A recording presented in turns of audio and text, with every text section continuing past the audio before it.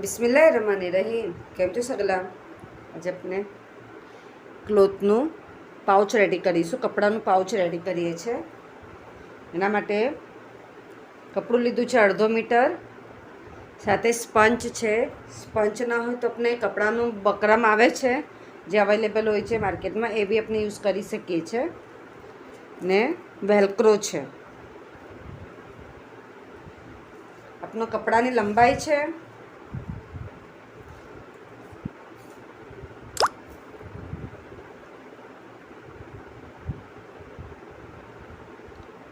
34, 70x70 એટલે 34 થશે. આખી આપણે પૂરું અગર મેઝરમેન્ટ કરીશું તો 34 ઇંચ આવે છે. અને આપણે અહીંયાની પહોળાઈ છે 13 ઇંચ. આ 13 લઈશું ને આને 17 લઈશું.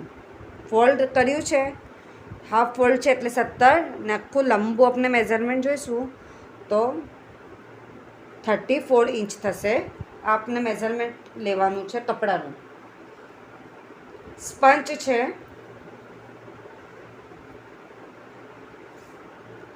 એની લંબાઈ લીધી છે મેં 16.5 યા તો 16 બી લઈ શકો છો. અને પહોળાઈ આપણે 11.5 લેવાની.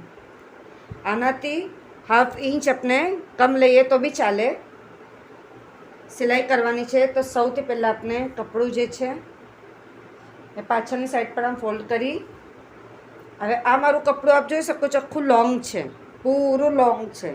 તો લોંગના અંદર આપણે શું કરીશું, પૂરું કપડું લોંગ છે ને અહીંયાથી મારું પૂરી સિલાઈ આમનામાં છે. મીન્સ કે આ પૂરું જોઈન્ટ જ છે, લંબુ છે એટલે કંઈ ફરક નથી. અગર આપણે અહીંયાથી કટ હોય છે તો બે જે કપડાં છે એને જોઈન્ટ કરી ને સૌથી પહેલાં આપણે આમ અહીંયા સિલાઈ લેવાની. એ હાફ ઇંચ પર અહીંયા સિલાઈ લઈશું, હાફ ઇંચ પર અહીંયા સિલાઈ લઈશું.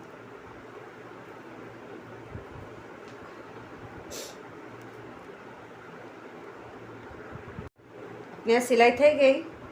હવે આપણે એને આગળની સાઈડ પર ફોલ્ડ કરી લેવાનું, સીધું કરી લઈએ છીએ કે આ એક રીતે આપણી ખોલ જેમ રેડી થાય છે એમ આપણું રેડી થશે.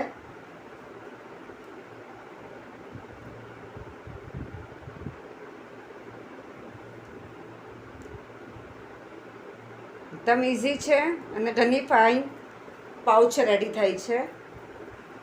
હવે તો આપણું રેડી થઈ ગયું ને પછી આપણે સ્પંચ છે એને અંદર નાખીશું. સ્પંચ યા તો બકરમ જે બી આપણા પાસે અવેલેબલ હોય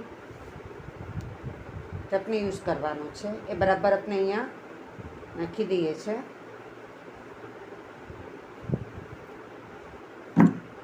સ્પંચ નખાઈ ગયું બરાબરથી. આપણું આજે આપણું કપડું છે એને આવી રીતના ફોલ્ડ કરી લેવાનું. અહીંયાથી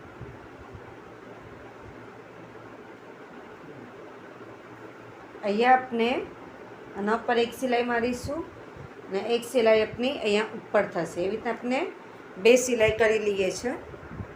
એ આપણી સિલાઈ થઈ ગઈ. હવે આપણે આને આવી રીતના ફોલ્ડ કરી લેવાનું.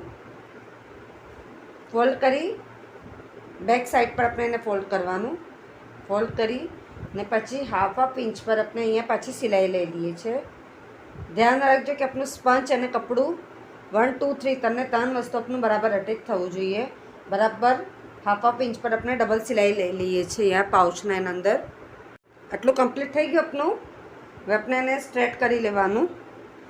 સિલાઈ આવી રીતના આવશે બે સાઈડ. એકદમ ઇઝી છે અને ઘણી ફાઇન પાઉચ રેડી થઈ છે.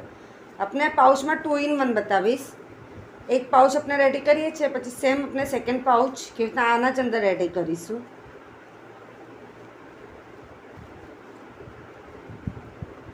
પાઉચ આપણે સ્ટ્રેટ કરી લીધું.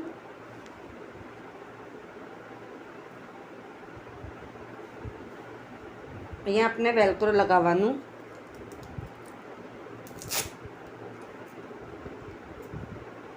એ કયા લાગશે તો એક એના સામે લાગશે. થોડા થોડા ડિસ્ટન્સ પર આપણે બંને રીતે લગાવી લેવાનું. આવી રીતના આખું આપણે અહીંયા સ્ટીચ કરી લઈએ છીએ. એક આ સાઈડથી અને એક આ સાઈડથી આખી આપણે આમ ચારે બાજુ આમ સિલાઈ કરવાની બંને સાઈડ પર.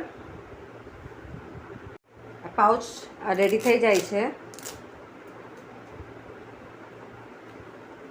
આપણે રેડી કીધું.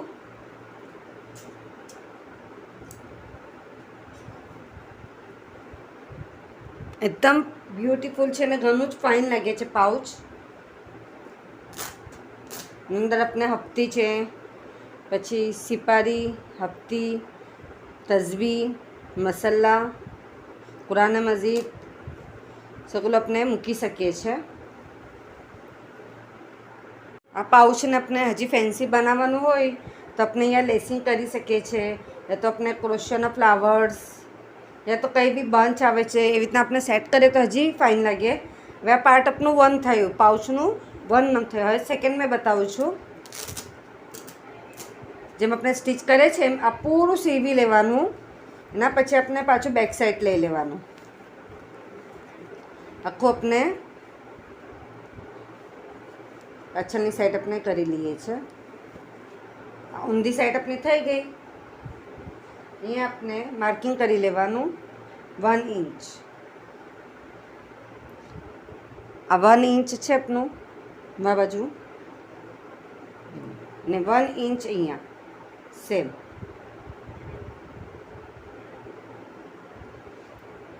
વન ઇંચ અહીંયા.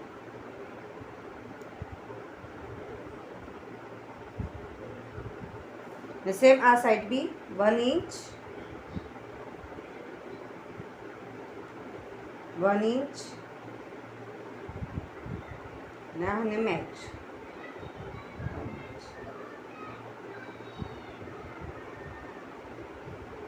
જે આપણે 1 ઇંચના બોક્સ બનાવ્યા છે એ બોક્સને આપણે કટ કરી લેવાનું. ધ્યાન રાખજો ખાસ. અને આપણે કટ કરી લેવાનું 1 ઇંચ પર.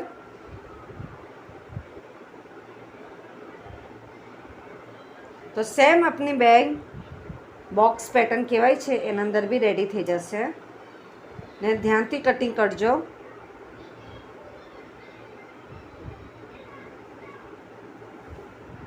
આ કટિંગ થઈ ગયું આપનું.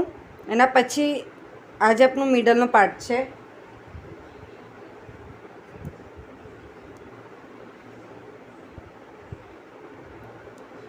આ બેને બરાબરથી આ બે મિડલનો પાર્ટ છે એ પોઈન્ટ અને આપણી આ સિલાઈનો પોઈન્ટ આવી રીતના લઈને પછી આપણે પૂરી સ્ટ્રેટ સિલાઈ કરવાની. બરાબર મેચ થયું. અહીંયા આમ સિલાઈ થશે, આમ સ્ટ્રેટ સિલાઈ. તો બંને સાઈડ પર આપણે સ્ટ્રેટ સિલાઈ કરી લઈએ છીએ. આપ જોઈ શકો છો આવી રીતે આપણા સિલાઈ થઈ ગયા છે. હવે આપણે સ્ટ્રેટ કરી લેવાનું. એને ટાઈપ આપની એક જ છે પણ આપણે પેટર્ન કેવી રીતના બનાવ્યા, 2 પેટર્ન સેમ ટાઈપના અંદર જ આપણે 2 પેટર્ન રેડી કીધા.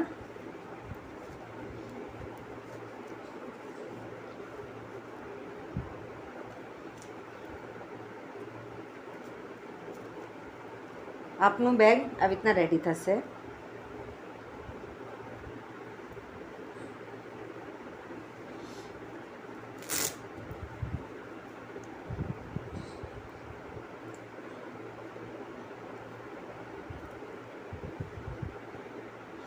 आप सगळ्यांना मारो वीडियो पसंद आए तो प्लीज़ वीडियो लाइक करिए.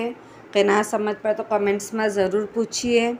આપ સગલાનો સપોર્ટ મળે છે એના માટે ઘણું ઘણું શુક્ર.